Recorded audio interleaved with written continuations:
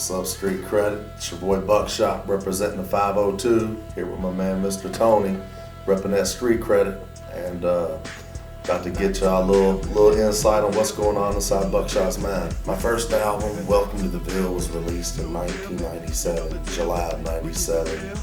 Band went on to sell 7,000 units. Put out my second album, which was One More for the Haters.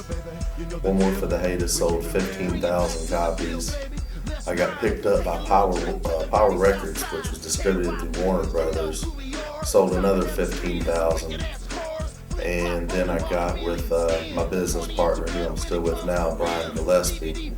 And Brian and I put out They Still Don't Love Me together, which went on to sell over 100,000 units. As far as accomplishments, like I said, after I dropped One More for the Haters, when I started working on They Still Don't Love Me, and my album, which actually came after that, No White Flags, I started working with Jazzy Faye. Jazzy Faye produced a song, Ready or Not, for my They Still Don't Love Me, the Collector's Edition album, which he produced the track and he sung the hook on it. And from there, we did a song with Big V of Nappy Roots and Bubba Sparks, What's on My Mind, which was on that album as well. And Haystack sung the hook on that chorus as well. And from then on, it just the buzz just started, getting so much bigger, and we started working with bigger studios and doing songs with other big groups from other areas. I've done a song with Brother Lynch Hung on my They Still Don't Love Me album. Done a few songs with Haystack on that album. And of course, throughout the whole recording process and putting out albums, I went on tour and down south. I went down south and done a lot of shows with Bone Crusher, T.I., Lil Jon and the East Side Boys, Lil Wayne. My biggest hit, the first song that I ever came out with that got strong radio play, was a song featuring Big Doe. It was called Ready or Not. And Daryl Wayne from Straight Laced Click, he had sung the hook on it.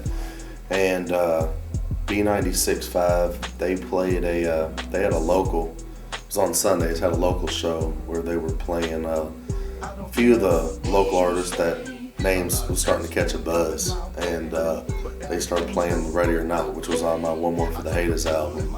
And it started a really big buzz in Louisville. Right now, I'm still with Brian Gillespie. That's still my business partner. We run Pale Horse Entertainment together. But right now, got another partner that I'm going on a venture with, Casey Hustle. Him and I are putting together a mix CD called City Under Siege. It's a double disc mix CD with 40 tracks, 20 tracks on each CD. And we've got everybody who I could reach out to. I feel like everybody who's somebody in the state of Kentucky, we've got on this thing.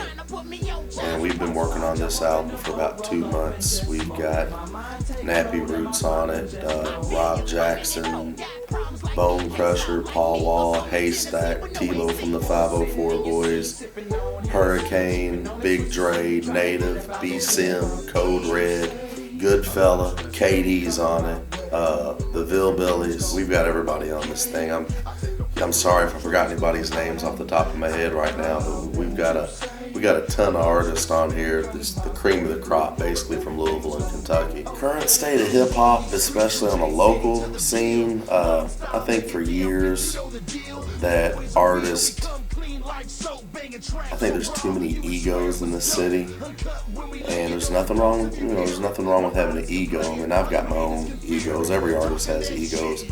In the past, I think the egos have been so great that too many artists have been too cocky or too arrogant to work with each other. But what I have seen lately is that a lot of those egos have been coming down, and I'm seeing a lot of artists start to work with each other, start to do songs with each other. Whenever there's a label or a group or artist that has a party or a function, I'm seeing more and more artists showing up to support these other artists. And I'm talking artists that you normally wouldn't see at one person's particular function. And seems like everybody's been getting along more on a musical scale. And I definitely think, as of late, I'd say the last year, I think it's headed in the right direction.